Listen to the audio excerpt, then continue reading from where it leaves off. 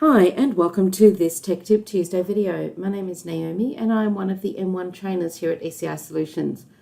Today's session we're going to look at the inventory count entry system. So we click on inventory management at the Explorer level, then we're going to go into inventory count entry. So you'd use this when you're going through and doing your stock take or your inventory count. Make sure you've got the right records of the right numbers of parts basically. So first thing we're going to do is get our next ID for our count ID. And then let's chat about this cycle code field. So the cycle code could be daily, monthly, weekly, or yearly. They're the defaults that come with M1. Now these just help you filter through what your parts are to be counted by or when. But it doesn't actually automatically trigger you to count them. It's just a tool you can use to filter through. I'm just going to use all of ours, so we're not filtering on that. We could further filter on the warehouse or the warehouse and bin location. We could also filter on our part class, including or excluding any blank classes, any part groups. So what we're talking about here is any parts that have these parameters. So a part group or a blank part group, or maybe for a preferred supplier.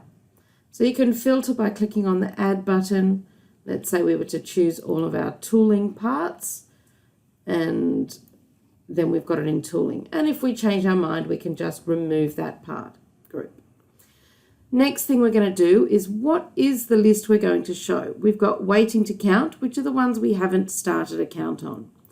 We might have counting in progress, and that would be if you've got a count underway that is not complete, you might bring up that information. Or you might have counting finished and be looking at something that has already completed. So we're going to look at the waiting to count at this point, and we will click generate. And we'll generate this record, and we will get a list of all the parts in our system. And what you'll see in this list is the part ID, the revision, how many we have on hand, well at least how many M1 thinks we have on hand.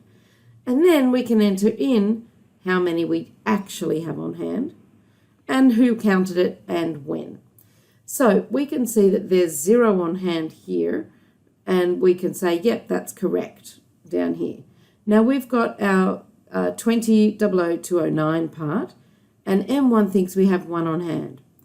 Now we agree there's 1 on hand, so we don't change this field. As long as we don't click on it, M1 won't register that there's a change. Let's say we're looking at these tubes. M1 thinks we've got 250. When I look at the shelf, let's say that I see that we've got 246.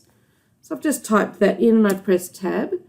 And the last entries that I entered in was my login, or my counted by initials, and this is automatically today's date and time. If I go to another one, say this BG1000, M1 thinks we've got 98. But when I count it, I say we've got 101. Now, if I click into the next field, it again will bring down my initials. Now, if your initials don't turn up, then just type them in. And we would go down for all the other parts that you are doing your count on.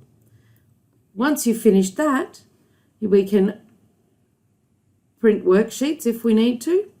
Now, really, we're likely to do that before we start entering our count information, because we'll print this and give it to our people who are going to physically go there and have a look at how many parts we've got.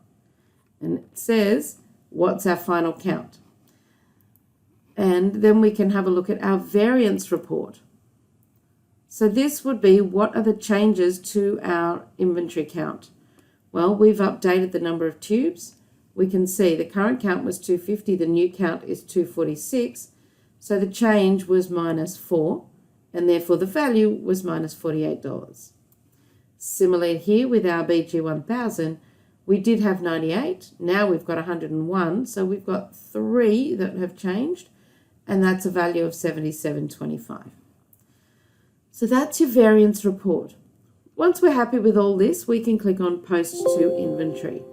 We click on Post, and it has now been updated. And what you'll notice up here is we have our records generated today and posted to inventory today.